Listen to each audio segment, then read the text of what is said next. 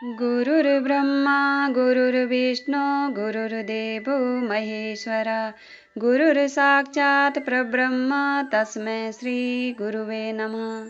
मैं अपने गुरुदेव महादेव के चरणों में कोटि कोटि प्रणाम करती हूँ। माँ भवानी के चरणों में कोटि कोटि प्रणाम करती हूँ।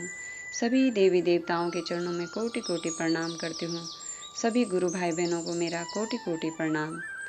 आज हम सुनेंगे शिव पुराण की रुद्र संहिता तृतीय खंड में से देवताओं का भगवान शिव से पार्वती के साथ विवाह करने का अनुरोध, भगवान का विवाह के दोष बताकर अस्वीकार करना तथा उनके पुनः प्रार्थना करने पर स्वीकार कर लेना। ब्रह्मा जी कहते हैं, नारद देवताओं ने वहां पहुंचकर भगवान रुद्र को प्रणाम करके उनकी स्तुति की। तब नंदीकेश्वर ने भगवान शिव से उनकी दीन बंधुता एवं भक्त वत्सलता की प्रशंसा करते हुए कहा, प्रभु, देवता और मुनि संकट में पड़कर आपकी शरण में आए हैं। सर्वेश्वर, आप उनका उद्धार करें। दयालु नंदी के इस प्रकार सूचित करने पर भगवान शंभु धीरे धीरे आंखें खोलकर ध्यान से उपरत हुए। समाधि से व्रत हो परम ज्ञानी परमात्मा एवं ईश्वर शंभु ने समस्त देवताओं से इस प्रकार कहा। शंभु बोले, श्री विष्णु और ब्रह्मा आदि देवेश्वरों, तुम सब लोग मेरे समीप कैसे आए? तुम अपने आने का जो भी कारण हो वह शीघ्र बताओ। भगवान शंकर का यह वचन सुनकर सब देवता प्रसन्न हो कारण बताने के लिए भगवान विष्णु के मुंह की ओर देखने लगे। तब शिव के महान भक्त और देवताओं के हितकारी श्री विष्णु मेरे बताए हुए देवताओं के महत्तर कार्य को सूचित करने लगे। उन्होंने कहा, शंभो, तारकासुर ने देवताओं को अत्यंत अद्भुत एवं महान कष्ट प्रदान किया है। यही बताने के लिए सब देवता यहाँ आए हैं। भगवान, आपके ओर से पुत्र से ही तारक दैत्य मारा जा सकेगा और किसी प्रकार से नहीं। मेरा यह कथन सर्वथा सत्य है। महादेव, इस प्रकार विचार करके आप कृपा करें। आपको नमस्कार है। स्वामिन, तारकासुर के द्वारा उपस्थित किए गए इस कष्ट से आप देवताओं का उद्धार कीजिए। देव शंभु, आप दाहिने हाथ से गिरिजा का पानी ग्रहण करें। गिरिराज हिमवान के द्वारा दी हुई महानुभवा पार्वती को पाणी ग्रहण के द्वारा ही अनुग्रहित कीजिए।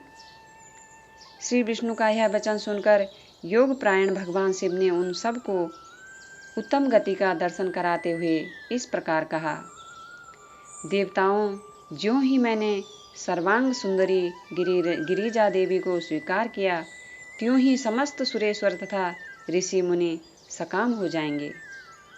फिर तो वे परमार्थ पथ पर चलने में समर्थ ना हो सकेंगे।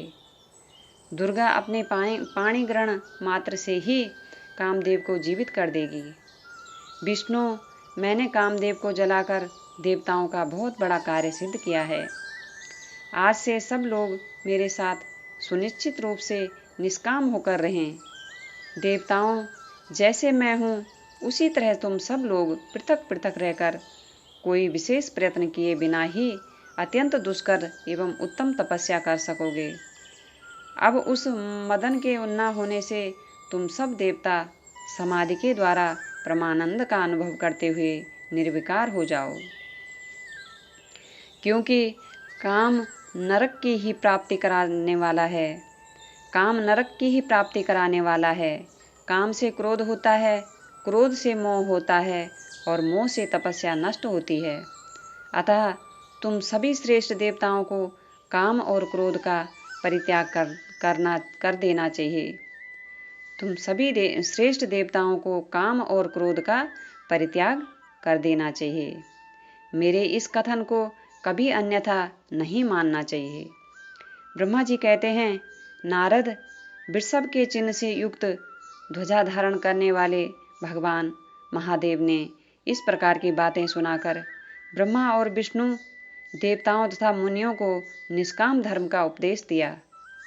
तदंतर भगवान शंभु पुनः ध्यान लगाकर चुप हो गए और पहले की ही भांति पार्षदों से घिरे हुए सुस्थिर भाव से बैठ गए।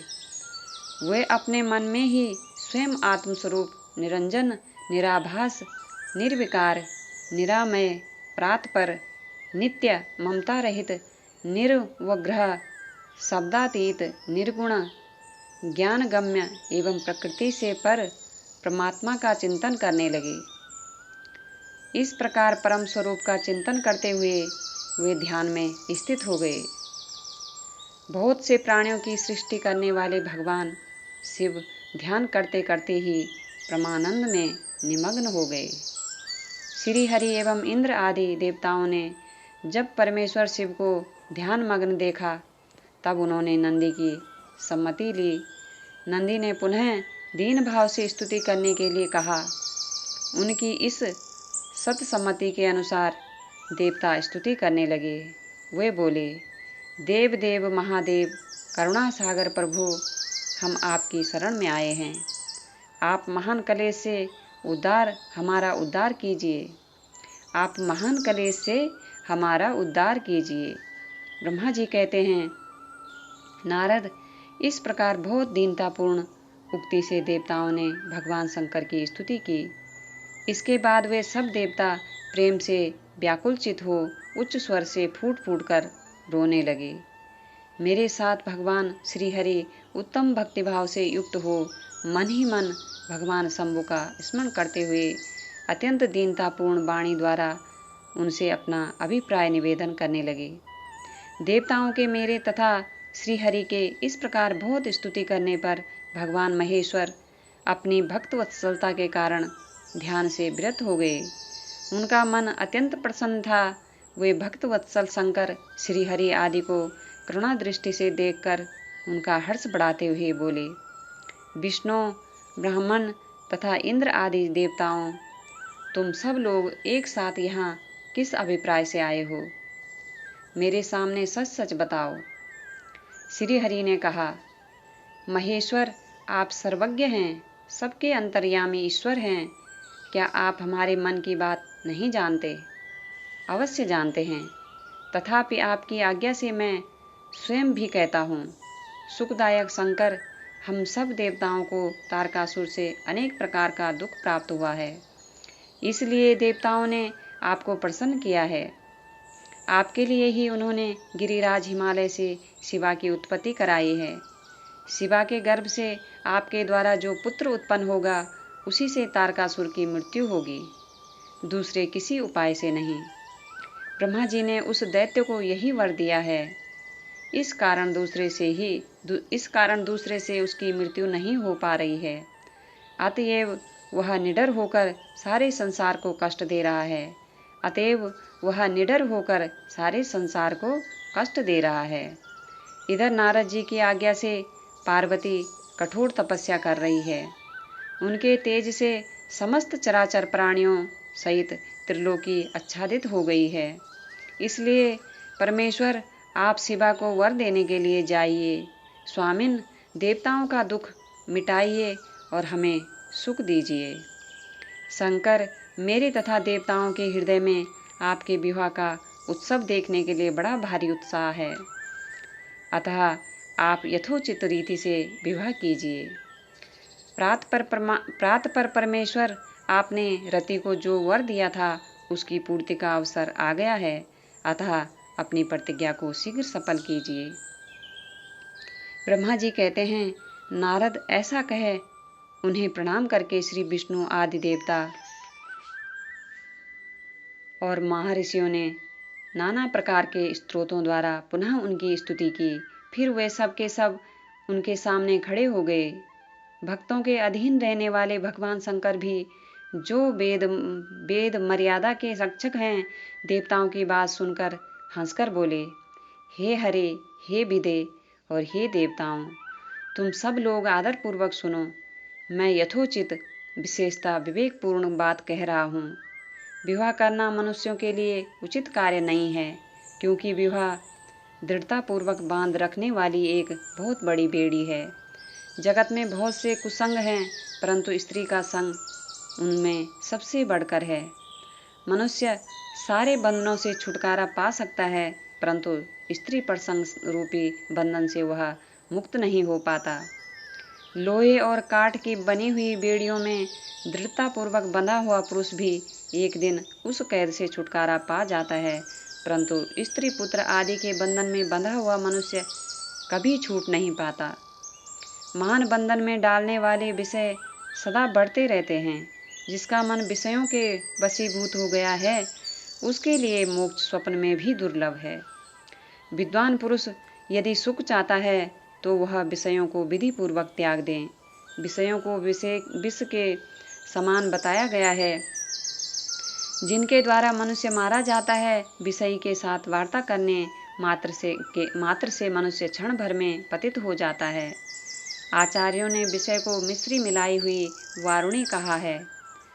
यद्यपि मैं इस बात को जानता हूँ और यद्यपि विषयों के इन सारे दोषों का मुझे विशेष ज्ञान है, तथापि मैं तुम्हारी प्रार्थना को सफल करूँगा, क्योंकि मैं भक्तों के अधीन रहता हूँ और भक्तवत्सलवश उचित अनुचित सारे कार्य करता हूँ।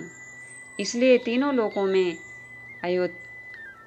अयोथोचित कर्ता के रूप में मेरी प्रसिद्धि है। भक्तों के लिए मैंने अनेक बार बहुत से प्रयत्न करके कष्ट सहन किए हैं। गृहपति होकर विश्वानर मुनि का दुख दूर किया है। हरे विधे, अब अधिक कहने की क्या आवश्यकता है। मेरी जो प्रतिज्ञा है उसे तुम सब लोग अच्छी तरह जानते हो। मैं यह सत्य कहता हूँ कि जब जब भक्तों पर कहीं विपत्ति आती है, तब तब मैं तत्काल उनके सारे कष्ट हर लेता हूँ। तारकासुर से तुम सब लोगों को जो दुख प्राप्त हुआ है उसे मैं जानता हूँ और उसका हरण करूँगा। यह भी सत्य सत्य बता रहा हूँ। यद्यपि मेरे मन में विवाह करने की कोई रुचि नहीं है, तथापि मैं पुत्रोत्पादन के लिए गिरिजा के साथ विवाह करूँगा। तुम सब देवता अब निर्भय होकर अपने अपने स्थान अपने अपने घर जाओ। मैं तुम्हारा कार्य सिद्ध करूँगा। इस विषय में अब कोई विचार नहीं करना चाहिए। ब्रह्मा जी कहते हैं, नारद, ऐसा कहकर भगवान शंकर मौन हो गए, समाधि में स्थित हो गए और विष्णु आदि सभी देवता अपने अपने धाम को चले गए। नमः शिवाय, नमः शिवाय, नमः शिवाय।